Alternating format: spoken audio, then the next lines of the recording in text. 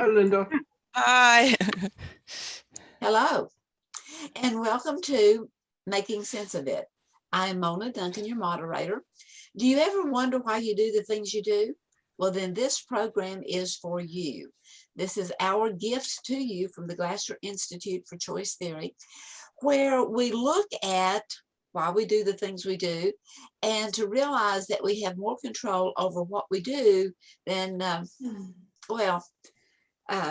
we have more control than we give ourselves credit for many times. So anyway, each week we have someone make a presentation based on the concepts of Dr. William Glasser, reality therapy and choice theory. And our speaker today is Jay Levin, and he is a newly certified, and he's going to be talking with us about reality therapy and the structure of it. So welcome, everyone. Welcome, Jay. How are you today? Just as happy as can be to be here. Very good. Well, we're looking forward to your, I've seen your presentation before and it's very powerful. So take it away. All right, I'm going to share the screen and let's see if I can do this in presentation mode, which is otherwise I'll have to have the tiles on the panel mode. So we'll see. You know what? I'm going to see if I can do this. Give me one. I'm going to see if I can do this in a different way. No, I guess. Okay. You know what? Yeah, I think I can. Just like the little engine that could. I think I can. I think I can. There you All go. right. So this was my graduation presentation. It's called Choice Moves in Structured Reality Therapy, and it's applied to marriage and relationship counseling. And our agenda today is presentation purpose, reality therapy and structure reality therapy overviewed, what to expect with this approach, but I think this audience is accomplished, so this will just be a refresh. The principles will be applied to the characters that we know and love, Jim and Bia, from Counseling with Choice Theory. Then we'll look at the 5 questions of structured reality therapy, and then we'll do a role play, and we'll have someone operating as Dr. Glasser, and then we'll have someone operating as Jim, and someone playing Bia, and then we'll review the role play simple ground rules. We'll end with talking about what's been learned here. So with that in mind, I want to ask you, since we're talking about relationships, if you would make some comments. What is your relationship to structure? And I'm curious, we all exist in a spectrum. We're in it with regards to structure. Would each of you make a comment as to where you are in the spectrum? Are you on the rely on it side or on the resistant side of structure, or are you in the middle? Well, with me, it depends on what the particular structure is. Okay. Anybody else? I would be more to rely, but towards center.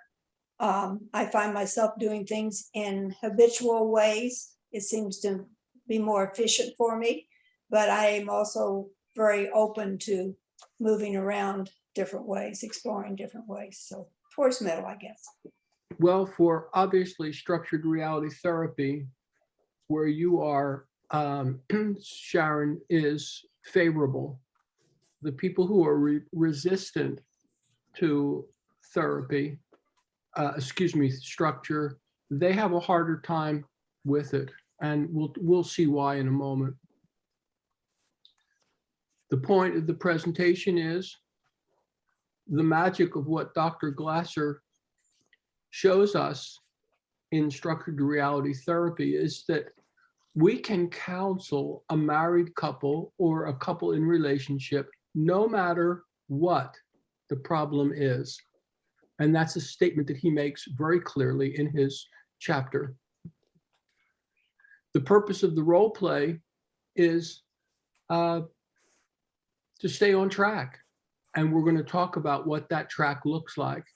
And we know, because we've seen examples, either in our professional life or our personal life, what happens when people lose focus and they lose sense of what track they're on and point. The counselor's job here is to lead and to stay on track, like the picture on the left, not to create multiple tracks like the picture on the right. And Dr. Glasser is magnificently simple in presenting structured reality therapy that stays on track, which is the picture again on the left. Reality therapy overview here, crunch down, one sentence.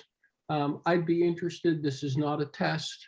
I'd be interested because y'all have far more experience in this than I do, but how would you finish the bottom statement? Reality therapy, how would you fill in that blank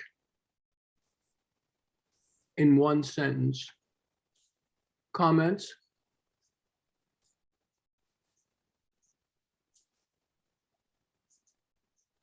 Well, I'd say choosing to take more effective control of your life. okay. Any other comment? I was going to say personal responsibility emphasizes. All right. I'll show you what I've come up here with from the chapter itself. I've reduced this presentation and eliminated as much personal opinion as I possibly could. Reality therapy is a doing method. It focuses on what can be done now, regardless of storyline drama. It guides others to start doing something about their problems. It leads couples away from external control. And in the words of Glasser, that is what kills relationships.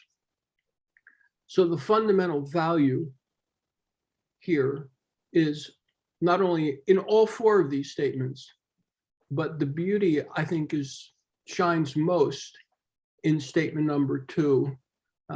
It focuses on what can be done now, regardless of storyline drama, which is something that I find the most attractive to me, because it's so clean and so has such efficacy.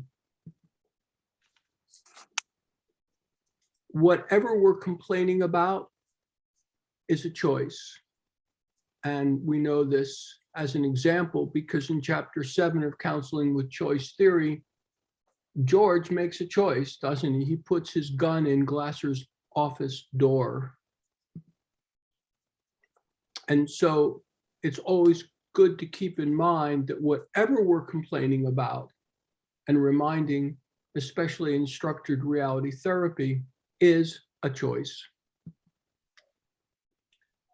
In one sentence, we could say structured reality therapy is a rigid, structured approach method for marriage counseling. And then I have taken the liberty of including and relationship counseling. A focus is what's good for the relationship, not just for one or the other. And I'll make a side editorial note here that it's amazing how many current global presenters, whether it's psychological or philosophical, but they're all relational, use this point number 2 in talking about relationship counseling. And I hear it echoed over and over again. It was so foundational. When we practice structured reality therapy, as I know this audience knows, we can expect surprises. Glasser was not surprised, but he sure got doubt and skepticism. I don't think you know what you're doing. You don't ask me how I feel. You don't want to hear about my suffering. I don't know what we're doing here. If you get these kinds of comments, that's natural, normal, and predictable, because this structured reality therapy is a new model, a new approach, and stands in direct contradiction to many of the therapeutic approaches which allow everyone to just jump headfirst into a hot tub full of story and drama and talking about their suffering, and it actually goes nowhere. So Glasser, his approach here does initially dislodge that association, and people can expect surprises when they're practicing it. There'll be 3 participants in the role study, the role play. One will be the counselor, the other 2 will be the couple, Bea and Jim.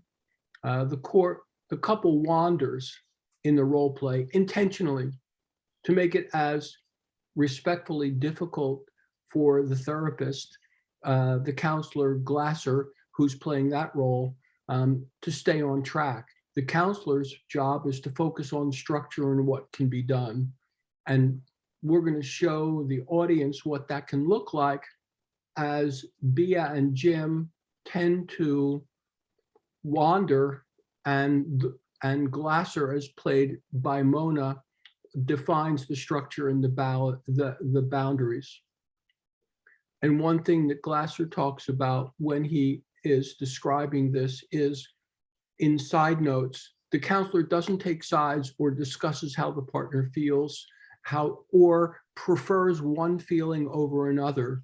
And when I first presented this in a role play, one of the people in the role play actually made that mistake as they began to take preference and take sides. And Glass is very clear and crisp around not validating or favoring one side over another, despite the attempts of one side or the other in the couple trying to win us over to their point of view. 5 questions are asked. Each answers the question in their own way. The questions are not difficult. The difficulty is in answering them directly. A direct answer must be made by each before moving on. And now we are moving deeper into the structured track. So I'm going to say it again and repeat this. 5 questions are asked. Each answer questions in their own way. And questions are not difficult. The difficulty you'll find is in answering directly. And unless a direct answer is made, the structured reality therapy does not move forward. So for the people in the role play, stick to answering the questions. Don't allow the game playing, and that's the role of the counselor. And when things are starting to wander, Glasser will say, and we can follow that if we choose to, I'm willing to explain why I think an answer is not acceptable. I will try not to be harsh. I want you to understand how important this approach is. So Glasser is setting very strict lines like a railroad track, and he's being very accommodating about telling people why he has to do that and what the structured reality therapy will do, but he doesn't tolerate wandering, and you'll see that. Question number 1, are you here, Bea, and you here, Jim, because you want to help the marriage? I mean, as a side comment, he says, you're not here because you want a divorce, but are seeing me first because you don't want to feel guilty about breaking up the marriage. That's the big qualifying question. So depending upon how the couple answers this, reality therapy, as in structured form, doesn't even move on. And so with that qualifier, Glasser moves forward. Question number 2, whose behavior can you control, Jim? If they wander, which they will, into any of the 7 deadly habits, be firm. This isn't my opinion. This is Glasser's admonishment. And he says, look, please, it's a simple question. Just answer it. It's very strong language, but he does it in a very gentle, respectful way. Whose behavior can each of you control? So he is encouraging us by his example to use strong language and be firm, and at the same time being respectful, of course. Encourage. Oh, you're both getting the idea. You can only control what you do, not what anyone else does. Now we're building from that fundamental question number 2 and question number 1. We enter question number 3. This question gives each of you the chance to express your feelings. There's no hurry to respond. Would each of you tell me what you believe is wrong with the marriage? The pre-question comment here for number 4 is, okay, you both convinced me that there's a lot wrong with your marriage. I think we can move to the 4th question.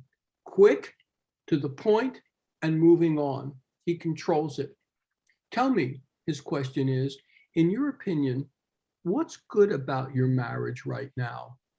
And the post-question comment that he makes is, take your time, but please focus on what's good. Then he makes a very declarative statement. I'd like to warn you ahead of time that if either of you believe there is nothing good about your marriage, then the counseling is over and there is no charge. You pay only if the counseling works. Just an outstandingly bold statement. The last pre-question for comment for question number 4, again, reminding us, expect surprise, encourage them to take time before answering. And you can make the statement, you don't have to. These are just suggested comments which he makes, they're not my comments. Neither of you may have thought about what's good in your marriage for a long time, maybe not since your honeymoon. And then there's a pause as that comment sinks in. If fighting occurs, Glasser says, look, you're both unhappy. I'm trying to help. Another neutral but strong comment. He mentions, you've answered the questions fine so far. Let's go on. It doesn't make sense to fight here. Things are bad enough. Why make them worse? I'm trying to help your marriage. That's what you came here for. Again, 1, 2, 3, 4, 5. Strong, firm, neutral questions.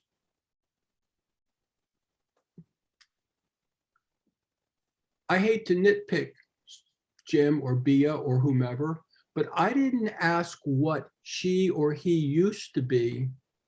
Is she any fun, or whatever the person said about what was good about now? Please, Bia, there must be something good left in your marriage.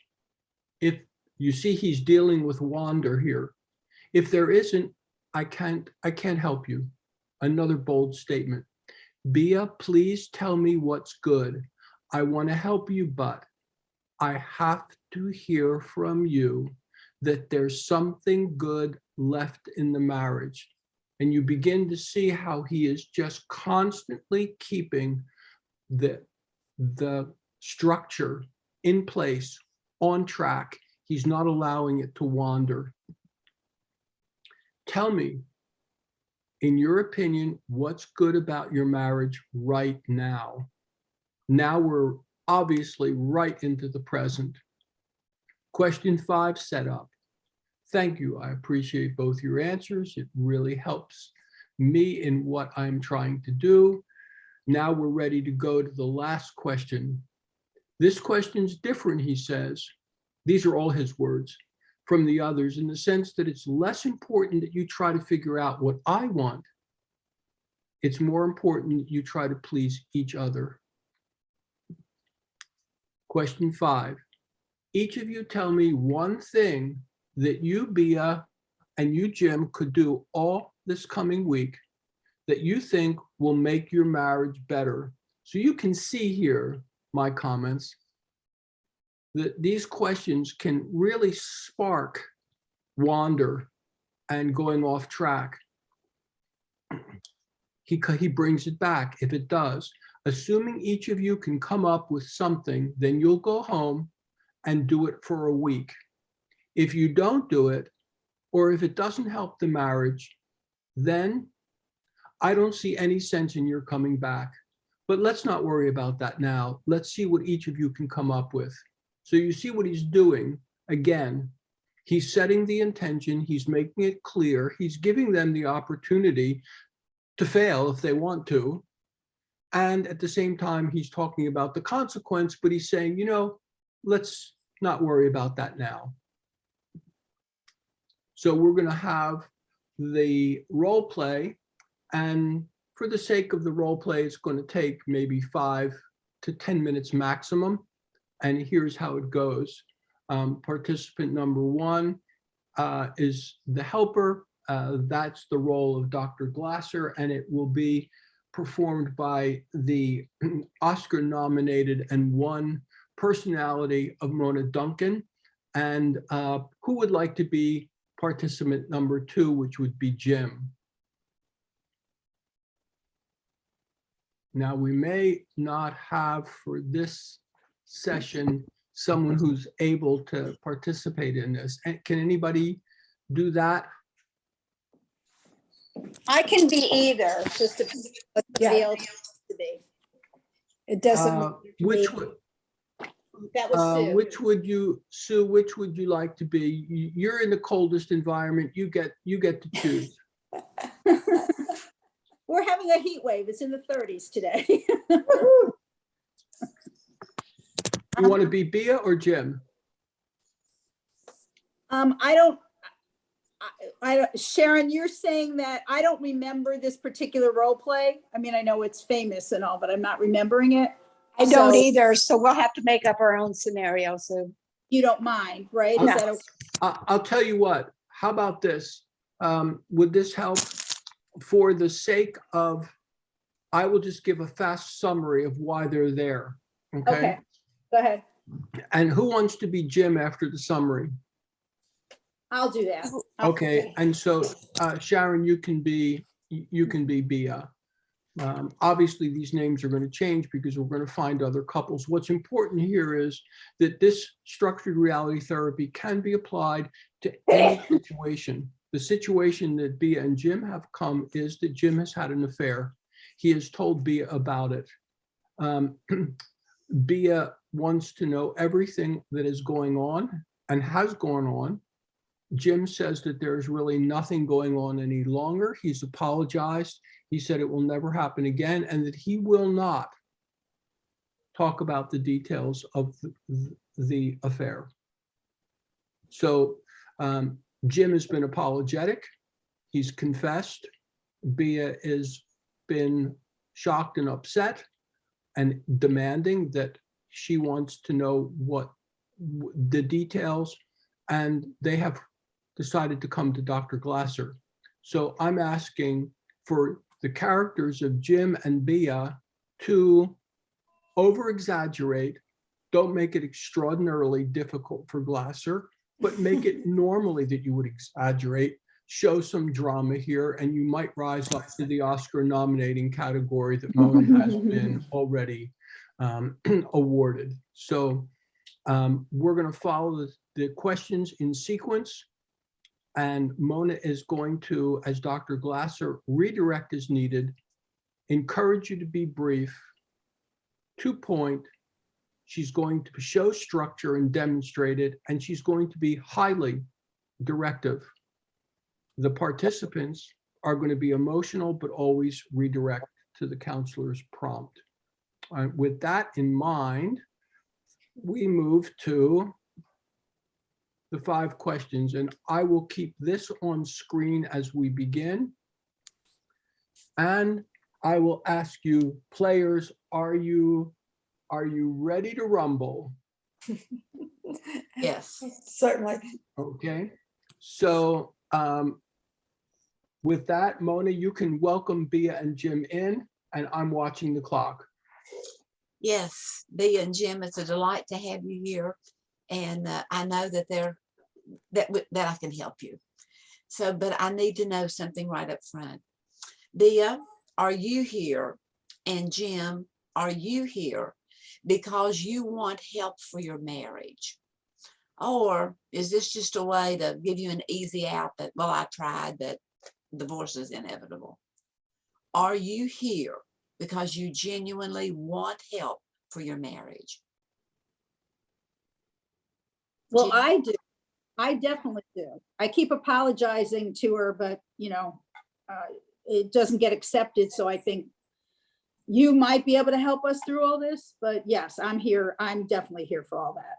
Right. Bea? Well, I Are you- want my marriage, but I need to know what's been going on with Jim. I mean, I just can't go forward without knowing what happened with him and that other woman. I mean, after all, I mean, I'm hurt. I mean, I've got to have control of this situation. So even in your hurt, are you here because you would like help for your marriage? Yes, I want my marriage. You want the marriage to work? Yes. Okay. Oh, I think, yeah, she wants the marriage to work, but she just won't give up. She just won't contribute anything. She just keeps singing the same song over and over and over again. So Well, Jim, but I have to know. I have to know. I've been hurt and you've done something. I want to know what I can do. so you want the marriage healed. In the process, as the marriage is healed, your hurt is healed Well, that would be good. and your guilt is healed, Jim. Oh, really? I don't know if he can ever get over being guilty. He did something awful. Again, you see? So go ahead, here, help us with this because she just won't stop. So she doesn't really want the marriage. She wants me to, I don't know what she wants me to do. She wants to know every last detail about everything that happened. It's like, Well, just put it away and let I'm it. hearing that you do know what she wants, but you're not willing to give it. And that, that's within your prerogative. I don't think it'll But help. before we can go any further, and we can stop now and you owe me nothing. But I need to know if your main goal for coming here is to help your marriage be better, to help it heal. So Well, that rift. I don't see how it will work without knowing, but if you say we can make it work, I want to try. So you're willing to try. In the midst of that, you still want to be here for help for your marriage. Yes. Okay. So Yeah, but make her stop doing, you gotta make her stop. But yeah, Well, all right. Go okay, ahead. so that brings us right beautifully into our second question. And so I'll start first with you, Jim. Whose behavior can you control? I know the right answer is my own. I know that that's the right answer. That's what you want me to say. But I really want to control her behavior because if she would just stop doing that, we could get on with it and have a good marriage. Okay. But you realize that you only can control yours because she's not participating. So But she's also B, control. That's where we just keep getting so stuck. B, whose behavior can you control? Well, I just heard what Jim said. I know that's what you want to hear, that I can only control mine. But I still feel as if I need to know some of that stuff, but I'll go ahead and bite and see what else you say. See if you Well, can Let make a me difference. let me sneak another little question in here. Are you willing to control your behavior? Oh, well, yes. Okay. And Jim, are you willing to control your behavior? Yeah, I am. Okay. I'd rather control it than have her control it, but yeah. Okay. So then, Lee, let's look with you on this third question. Would you tell me what you believe is wrong with the marriage right now?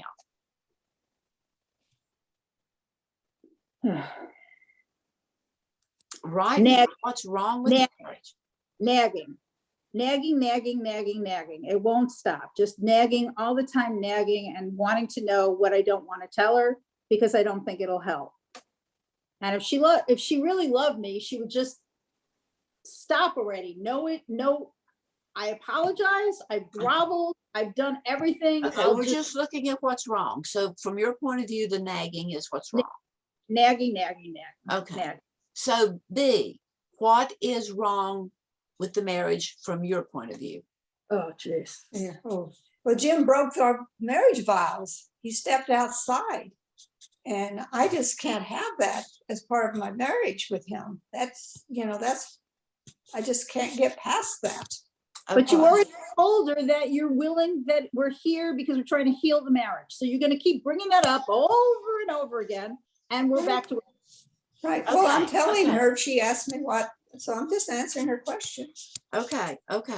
So you have decided that you are willing to control your behavior because you know in reality you can if you choose to. And you've also, Jim, you have negated the fact that it's all the griping and complaining and the arguing. And B, you're here because what's wrong with it is that you've been very hurt by breaking the marriage vow. Yes. So now, in spite of all of this, and we've got it right here on the table and it's here and open for everybody to see. And now, B, in your opinion, right now, in the midst of all of this, what is good about your marriage? From your opinion, what is good about this marriage that has had a disruption? Well, we have two wonderful children that are young adults. And, we've always been parents together with our children. We have a nice circle of friends that we get together with, that we enjoy activities with, We even do a few things, but just together, so social life, I guess is what I'm saying is good. Okay. Right, with our marriage. Jim, from your point of view, what is good about your marriage right now? yeah, I'd agree with everything that B said. Yeah, there's certainly some people that I'd rather not hang around with that she likes hanging around with. But, the fact that we socialize together, that we used to enjoy each other's company. We used to do things together, but I guess family, would probably be about what's good about the marriage right now. But again, that's not just her and me, that's like everybody around us. So when there's more people around us, we don't get hit with the nagging stuff all over again. Okay. Well, now the fifth question is I want you to tell me what is one thing, B, that you can do every day this coming week that you think will improve your marriage. Well, I know Jim would say not to ask him any questions about talking to what you. happened. I'm talking to you. What is one thing you could do this week, every day, all day long, that would improve your marriage?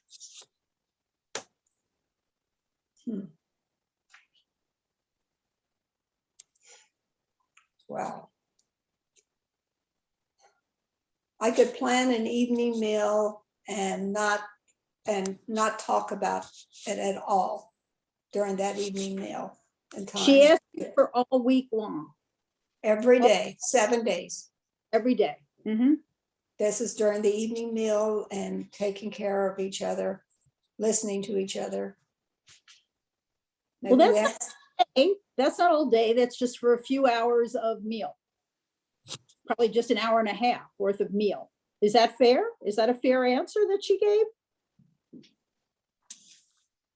So are you going to be cooking all day, or are you going to be not questioning all day? Well, I won't be cooking all day. It doesn't take that long to prepare a dinner. And he's gone all day, so he's not around. So I'm certainly not going to be questioning. I can see that I am either not around Jim when he's up early getting ready for work, or I can make certain I don't talk about it. Either one. I will not bring up the topics of the morning. And I hear Jim, I think he wants me to say I won't bring it up all evening.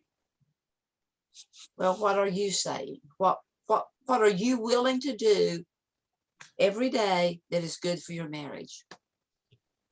Okay. This next week. Okay, I will not bring it up in front of him.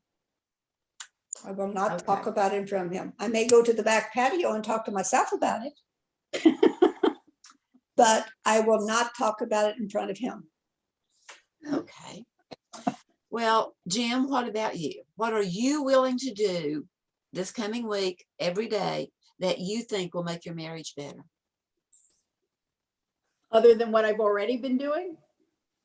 Well, I guess. All right. So what will I do? I will be true and loyal to my marriage, to my wife. And my focus will be on her and keeping the marriage together. So I will not wander anywhere. I will not look at another woman. I will not even go out with the boys. I won't do any of that that might be even tempting in any way. Okay. All right, so now Okay. with that, I will, we're just about at 10 minutes, a minute or two over. Excellent job. We'll move along so as to respect time here. Good job for both, everybody acting, fabulous job. Some concluding Excuse me, I have statements. to move around because like I said, I have company coming. Yeah. So would you rather I stop my video, or do you want to wander around with me? Whatever is comfortable, I'm fine. You can keep the video on if you like. I don't care if you don't care. Yeah, so this is, They just told me they're like 10 minutes away, so. this is 4 concluding statements. Reality therapy is a doing method. The focus is on what he, she, we can do now, regardless of story drama. Through it, we guide others to do something about their problems. What we are all complaining about is a choice. And Glasser, we end with a quote of his: as long as clients continue to use the choice theory they've learned in counseling, the therapy never ends. And with that, we end by my asking this question: what's been learned here? Any comments? If not, then I thank our award-winning actors.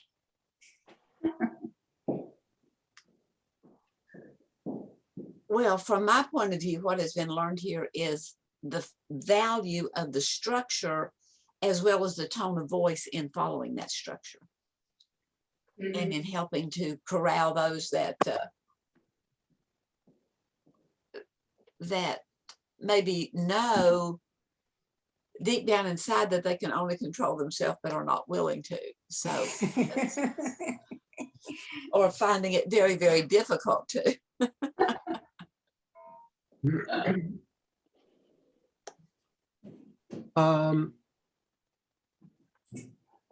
Any other comments? Otherwise, I'll make a comment and then we'll conclude. Yeah, I like right up front. I think it's important to, we call it the quality world pictures, is your mate still in your quality world? Because if that person is no longer in that picture, then they have to proceed in a different direction. Sometimes maybe the mate feels guilty and just wants help getting out of the marriage, and that's legitimate. But I think that's really important right up front. Otherwise, it's a waste of time. I love the way he says, I don't want to waste your time and money. I think that's great. Yeah, good Or point. my time, it's like, if you want out, then we're going to work on that, not saving your marriage. Yeah, good point, Linda. I'll conclude with this point. What I learned today are two things. One, it reaffirms how if we rely on structure, we are really following structured reality therapy. I guess 3 points. Number two, structured reality therapy isn't always required. It was introduced for Bia and Jim, and it can be introduced with couples relationship and marriage problems. And number three, the eye opener for me here was the slightly, but it became deviously and deliciously interesting. When we ask what we can do, or what can you do, Bia and Jim, if the ask is too wide, the gap becomes difficult to close. If the ask is good, the gap doesn't become too difficult. So the ask and the want by Mona, from my perspective, was what will you do every day, all day long? That creates a gap that might be too big to close. In the story, as I conclude, what they agreed to was Jim said, you know, we used to have fun. We don't have fun anymore. And Bia or Jim responds by saying, well, maybe we could go to San Francisco, Jim suggests. And so they agree to go to San Francisco and spend the weekend. And that's what does it. It returns it around. But the ask is important because it creates either a wide gap, which can't be done, or a short gap, which is appropriate. So that ask becomes even more important, and that was dramatized. And with that, I say thank you very much to our award-winning actors. And we have come to the end of our program. Thank you. Thank you. Thank you. Thank you, Jay. That was very informative.